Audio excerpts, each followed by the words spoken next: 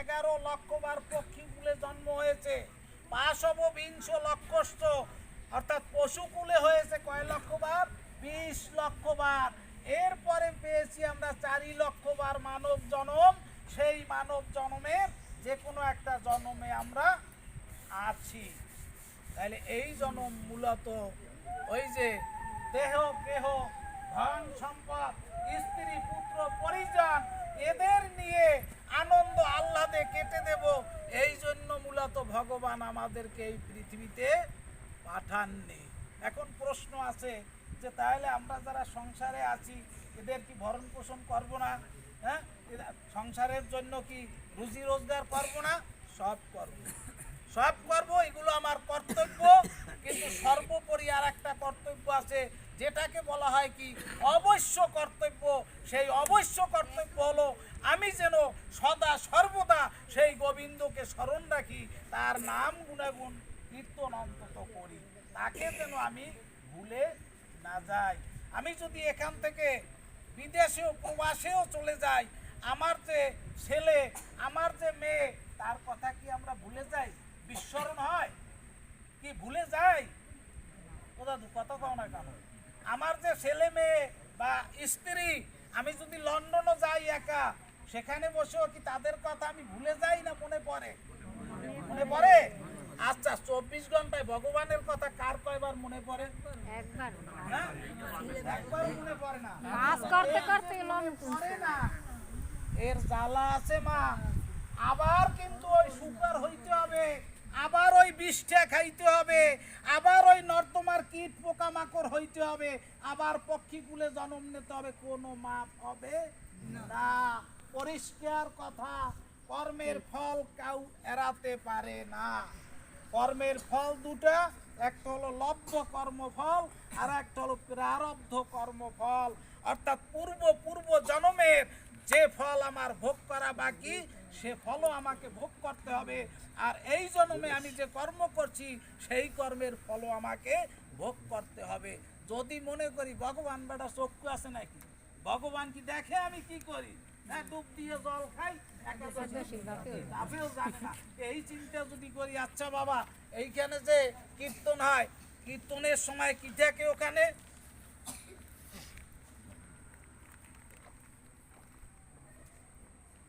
CC camera থাকে না? কি থাকে তো? দুর্গা মন্দিরে আছে। তাহলে এই সিসি ক্যামেরায় কি সবকিছু তো ধরা পড়ে? ও জায়গায় আমরা কে কি করি ধরা পড়ে? তো ও জায়গায় নাইলে 2টা বা 5টা সিসি ক্যামেরা, তাতে দেখা যায় 5000 লোক ক্যাপচার করে। আচ্ছা, যে লোকের এরকম অনন্ত কোটি সিসি ক্যামেরা লাগানো আছে, যে লোকের চোখে, ভগবান, তাহলে ভগবানের চোখে এরকম অনন্ত কোটি সিসি ক্যামেরা লাগানো আছে। আমরা কে কি করি না করি সব কিছু তিনি দেখেন। তার চোখে ধুলা দেওয়া বা তার চোখে ফাঁকি দেওয়ার মতো কোনো সুযোগ নাই। ঠিক আছে?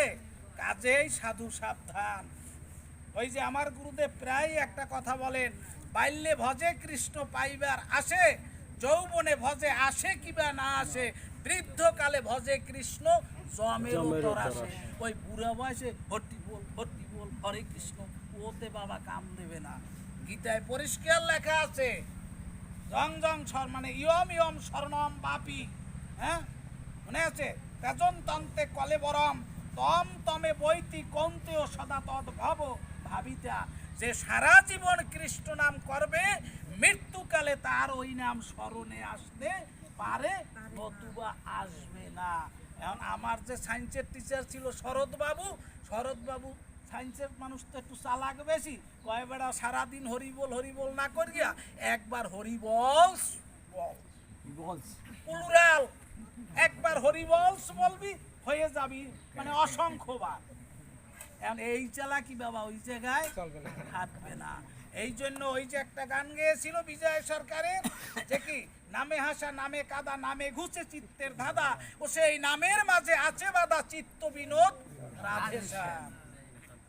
এই নাম নিয়ে এলেন কে? আমার গৌর সুন্দর, তাই না? এই কলিতে এই নাম নিয়ে এলেন কে? গৌর সুন্দর। এখন ওই আরেকটু কথা ইন্ডু আসো। আচ্ছা গীতার কথা বলেছিল যে গীতা তো পড়তে পারি না বা পড়ি না, এই না? আচ্ছা গীতা যদি কেউ নাও পারে, গীতা গ্রন্থখানাকে কেউ যেন অশ্রদ্ধা বা অবজ্ঞা করে না। না এটা কি করতে পারে রাজা কিন্তু রাম অনভ্যাস হয়ে পড়ে আমি বলতেছি। পড়তে বা শিখলেও তো আচ্ছা আসবে কথার মধ্যে কথা বলছি।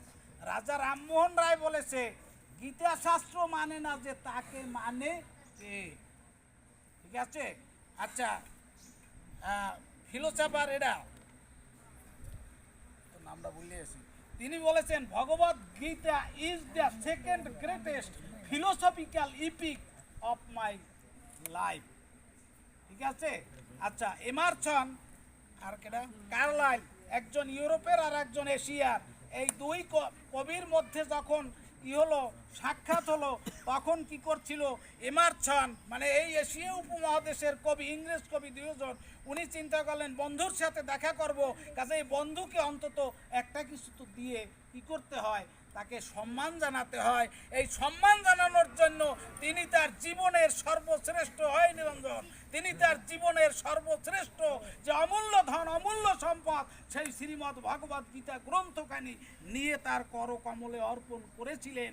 তার তদুত্তরে ওই কার্লাইল বলেছিলেন যে আজ থেকে এই গীতা গ্রন্থখানির মাধ্যমে দুই মহাদেশের মধ্যে একটা মেল বন্ধনের সৃষ্টি হলো। জয় শ্রীমতী গীতা গোবিন্দ প্রীতি গোবিন্দে। আচ্ছা গীতার কথায় আরেকটু আসি। গীতা পড়া লাগবে না, নিয়মিত গীতাকে যদি কেউ একটা তুলসী অর্পণ করে, কেউ একটা ফুল অর্পণ করে, আর যদি বলে যে হে গোবিন্দ আমি তো পড়তে পারি না, আমি অক্ষর জ্ঞান শূন্য, কাজেই আমি তোমাকে শুধু এই ভক্তি ভরে এক ফোঁটা চোখের জল আর একটা ফুল আর একটা তুলসী অর্পণ করি, তুমি আমাকে শেষের দিনে এই গীতারূপ তরণীতে পার করে নিয়ে এই প্রার্থনাও যদি কেউ প্রতিদিন আমার ওই ভগবত গীতার কাছে করে, ওই গীতা কি করবে, জননী স্বরূপা গীতা, আমার কথা নয় মহাত্মা গান্ধীর কথা, যে গীতা আমার মাতৃ স্বরূপিণী, জননী স্বরূপিণী।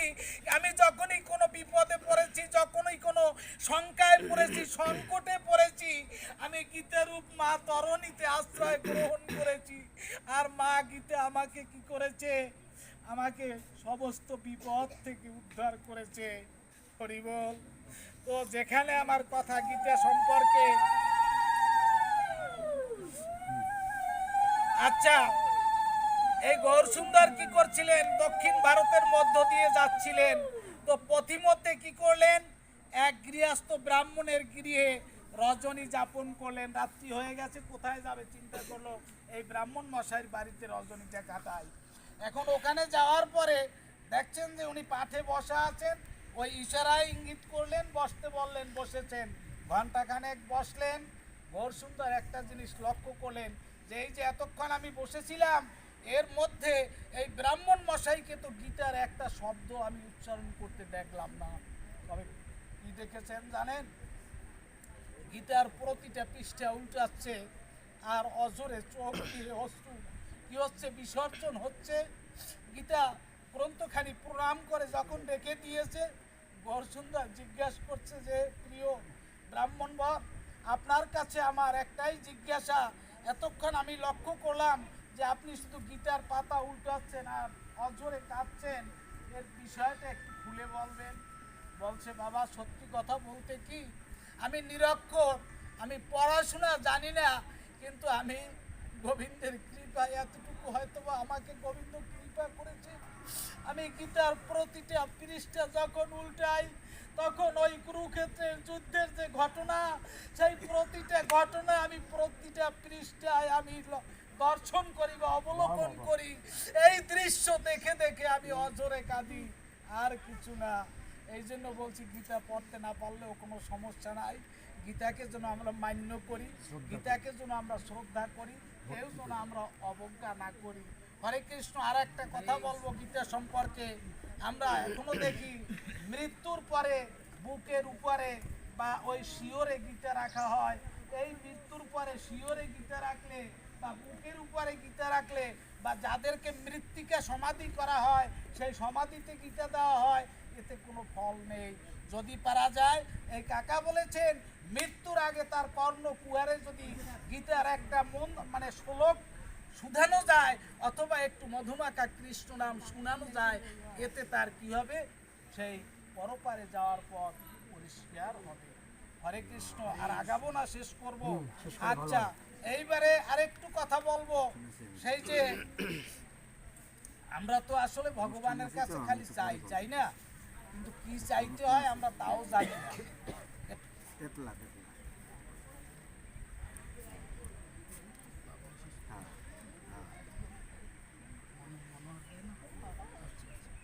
তো জয়গুরু প্রসঙ্গটা একটু মনে করাই দিই, মনে হয় ঠিক আছে। তো যেখানে আর একটু কথা বলবো যে ভগবানের কাছে কি চাইতে হয় তাও আমরা জানি না। গৌরসুন্দরের 8টা শ্লোক আছে, শিক্ষ অষ্টক বলা হয়। সেখানে এরকম আছে, ন ধনম ন জনম ন সুন্দরীম ন কবিতাম বা জগদীশ কাময়ে জন্ম নিঃসারে তৎ ভাব অহৈতুকী ভক্তি। মানে কথাটা দিয়ে বুঝাইছে এই যে আমি ধন চাই না, জন চাই না, সুন্দরী রমণী চাই না, কাব্য বা কবিতা চাই না, জন্মান্তরে তব চরণে যেন আমার অহৈতুকী ভক্তি থাকে, শুধু তোমার কাছে এই ভিক্ষা চাই। এই প্রার্থনা জানাইছেন কে? গৌরসুন্দর। কার কাছে জানিয়েছেন? ভগবান শ্রীকৃষ্ণের কাছে। দেখেন, ভগবান শ্রীকৃষ্ণ আর গৌরসুন্দর এর মধ্যে কি কোনো পার্থক্য আছে? আমরা জানি এর মধ্যে কোনো পার্থক্য নেই, আসলেই পার্থক্য নেই। দুই অঙ্গে এক অঙ্গ হয়ে গৌরাঙ্গ হয়েছেন, বড় গৌরাঙ্গের মধ্যে আরো কি গুণ বেশি। আমার ভগবান শ্রীকৃষ্ণের যে কয়টা গুণ, 64টা গুণ। নারায়ণের গুণ কয়টা? 60টা। আমার ভগবান শ্রীকৃষ্ণের 4টা গুণ বেশি, রূপ মাধুর্য, গুণ মাধুর্য, লীলা মাধুর্য, আর হলো একটা বেনু মাধুর্য। এই 4টা গুণ ভগবানের মানে শ্রীকৃষ্ণের মধ্যে বেশি। আর রাধারানীর গুণ হলো কয়টা? 25টা। এই 25 আর ওই 64 যোগ করলে যে কয়টা গুণ হয়, এই গুণ কয়টা সব আমার গৌরসুন্দরের মধ্যে। তবে পার্থক্যটা কোন জায়গায়? শুধু ভজনের বেলায়। রাধা, যেমন এখানে বলা আছে এরকম, রাধা কৃষ্ণ প্রণয় বিকৃতি লাধিনী শক্তি রশ্মা একাত্মানা বাপি ভুবি পুরা দেহ ভেদং গতৌ চৈতন্য আক্ষং প্রকটম অধুনা তদ্দয় আশ্নক্য আত্মম নৌমি শ্রীকৃষ্ণ স্বরূপ। অর্থাৎ রাধা এবং কৃষ্ণ মূলত কি? অভেদ সত্তা। এই দুইয়ের মধ্যে কোনো ভেদ নেই। তারা লীলারস আস্বাদন করবার জন্য এক অঙ্গ থেকে 2 অঙ্গ হয়েছিল রাধার কৃষ্ণ নামে। আবার লীলা সম্বরণ করে তারা 2 অঙ্গে এক অঙ্গ হয়ে সেই শ্রী গৌরাঙ্গ রূপে 1407 শতাব্দে ফাল্গুনী পূর্ণিমা তিথিতে নদিয়ার উদয়গিরিতে শশী সিন্ধু মাঝে উদয় হয়েছিল। হরে কৃষ্ণ। উদয় হয়েছিল 3 বাঞ্ছা পূর্ণ করার জন্য। এখন সর্বশেষ যে কথাটা, সেইটা হলো মূল কারণ। 3টা বাঞ্ছা যে, এটা ছিল মূল কারণ। একটা ছিল কি, যেমন একটা ছিল রাধা প্রেমের শ্লোকটা আমি ভুলে গেছি। শ্রী রাধারও মহিমা শ্রী রাধারও প্রণয় মহিমা কি দৃশ্য বা বানই বা সাত যেন অদ্ভুত মধুরিমা সক্ষং চাষা মদ অনুভবত কি দৃশ্য বা লোভতে তৎ ভাবজ্য সমজানি শচী গর্ব সিন্ধু হরিন্দু। অর্থাৎ সমুদ্র পৃষ্ঠ থেকে যেমন চন্দ্রের উদয় হয়েছিল, ঠিক তেমনি শচী সিন্ধু থেকে আমার গৌরসুন্দরের আবির্ভাব হয়েছে 3 বাঞ্ছা পূর্ণ করবার জন্য। রাধা প্রেমের মহিমা কতখানি, সেই প্রেমের মানে মহিমা উপভোগ করে শ্রীকৃষ্ণের চমৎকারিতা বা আনন্দ কতটুকু পেয়েছেন এবং শ্রীকৃষ্ণের যে চমৎকারিতা সেটা অবলোকন করে রাধারানী কি সুখ পেয়েছেন। এই 3 বাঞ্ছা পূর্ণ করবার জন্য মূলত 2 অঙ্গে এক অঙ্গ হয়ে গৌরাঙ্গ রূপে অবতীর্ণ হয়েছে। এখন ওনার এটা হলো মুখ্য কারণ। আর গৌণ কারণ যেটা বা বাহ্য কারণ যেটা, সেটা হলো কি, এই কলির পাপহত জীবকে মধুমাখা কৃষ্ণ নাম বা হরিনাম বিতরণ করে উদ্ধার করা। এখানে বলা আছে দেখ বহু সুন্দরের ভাবখানা ছিল কি, হা কৃষ্ণ বলি ধুলায় পড়িল গোরা, ধুলায় ধূসরিত অঙ্গ, দু নয়নে বহে ধারা, ক্ষণে হাসে ক্ষণে কাঁদে, ক্ষণে ইতিউতি ধায়, বলে এই ছিল কোথায় গিয়া লুকালো আমার মনসুরা। ওই যে বিমলদা বলেছেন, যাহা যাহা নেত্র পরে তাহা তাহা কৃষ্ণ স্ফুরে। অর্থাৎ গৌরসুন্দরের ভাবখানা ছিল কেমন, যা কিছু দেখতো এই লতা পাতাগুলো, যা কিছু সবকিছুতে কৃষ্ণময়, অর্থাৎ সবকিছুতে কৃষ্ণ দর্শন হতো। সামান্য ক্ষণের জন্য যদি একটু অদর্শন হতো, তখন এই তার কি হতো, অজোরে কাঁদতো। যখন অন্তরে দর্শন হতো না তখনও কাঁদতো, আর যখন বাহিরে নিমেষ কালের জন্য দেখতে পেত না তখনও কাঁদতো। এই জন্য আমার বহু সুন্দরের কান্নার কোনো শেষ ছিল না। অর্থাৎ জন্ম থেকে অর্থাৎ লীলা সম্বরণ পর্যন্ত শুধু কেঁদেছেন, এই কান্নার কোনো বিরাম ছিল না। শুধু একা নিমাই কাঁদেনি, সচী মাতা কেঁদেছে, সেই কি বিষ্ণুপ্রিয়া 14 বছর বয়সী নাবালিকা, সেই বিষ্ণুপ্রিয়া সারা জীবন কেঁদেছে। তার যে বান্ধবীরা বলতো, ওরে তোর প্রভু একটা লম্পট, নইলে এই বয়সে তোকে ফেলে চলে যাবে কেন, আর তুই এই এত কাঁদবি কেন? তদুত্তরে বলেছিল যে আমি কাঁদবো ঘরে বাসে, আমার প্রভু কাঁদবে দেশ বিদেশে। এই দুই কান্না মিলেমিশে বহাবে প্রেমের তরঙ্গ, সেই তরঙ্গে দেখবে বাবাহত কলিজি উদ্ধার হয়ে যাবে। হরে কৃষ্ণ। যার জন্য আমার বিষ্ণুপ্রিয়া দেবীও কাঁদতেন। বিষ্ণুপ্রিয়া দেবী কি করতেন, ওই নাবালিকা মেয়ে জানেন, এক মুষ্ঠ চাল নিয়ে একটা চালকে 16 নাম 32 অক্ষর দ্বারা মন্ত্রপুত করে করে মন্ত্র সিদ্ধ করে দুপুর পর্যন্ত যে কয়টা চাল হতো, ওই কয়টা চাল রান্না করে গোবিন্দকে ভোগ দিয়ে তার নিজে কি করতেন, সেবায় নিয়ে বাকি জীবনটা কাটিয়ে দিয়েছেন। প্রতি বছর যখন একবার মাত্র 2টা শাড়ি পাঠাতো প্রভু, তবে শাড়ি 2টা দেখলেই বুঝতে পারতো বিধবা মায়ের কোনটা আর নাবালিকা ওই বিষ্ণুপ্রিয়ার কোনটা। আমার গৌর সুন্দর যখন গম্ভীরায় ছিলেন, মাত্র কত 3.5 আর 4 হাত একটা প্রকোষ্ঠ, তার মধ্যে থাকতেন। একবার কি করেছিল এক ভক্ত, কি করেছিল দেখেন গৌর সুন্দরের কত কৃষ্ণ সাধন। এক ভক্ত চিন্তা করলো, প্রভু এইভাবে ঘুমায়, বিছানা ছাড়া কষ্ট হয়, তাহলে একটা তোষক আমি অন্তত প্রভুর জন্য নিয়ে যাই। তখন তোষকটা এনে দিলেন। প্রভু বলেছিল, এটা কেন এনেছো, এটা আমার নয়। এই জাগতিক যে সুখ স্বাচ্ছন্দ্য, সেই সুখ স্বাচ্ছন্দ্য আমার জন্য নয়। যদি একান্ত দিতেই হয়, আমাকে একটা সরলার তোষক দিয়ে বানিয়ে দে।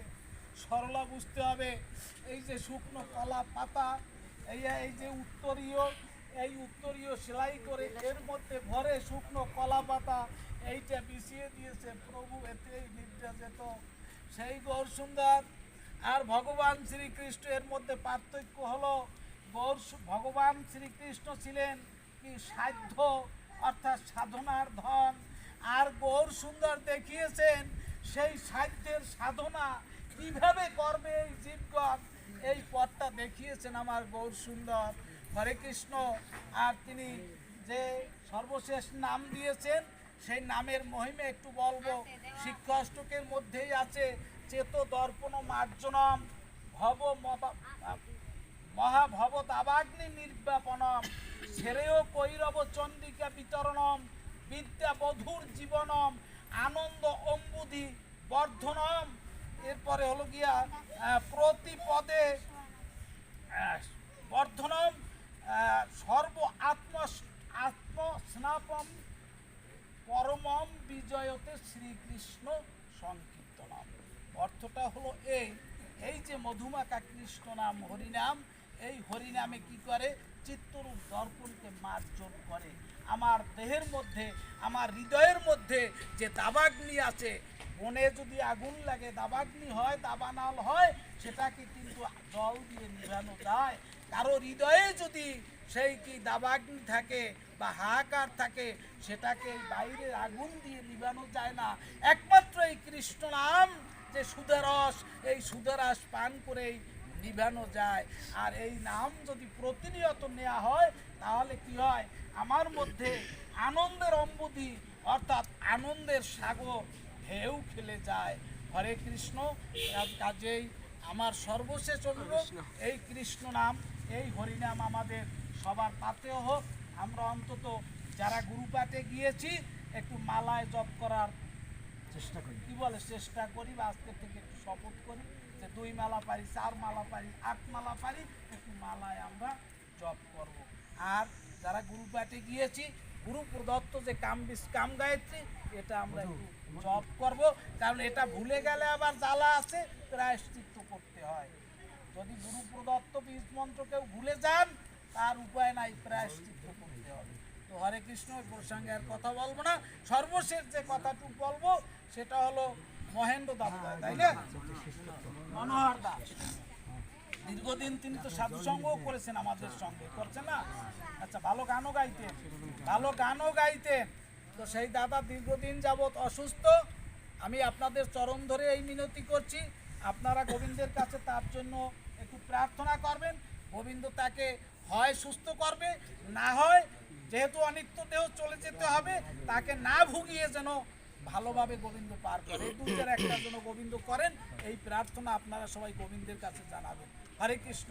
আর একটু কথা বলবো, আজকের আমরা যে গৃহকর্তার ডাকে এখানে উপস্থিত হয়েছি, তিনি একখানা নতুন গৃহ নির্মাণ করেছেন, সেই কুটিরে আজকের প্রবেশ করেছেন।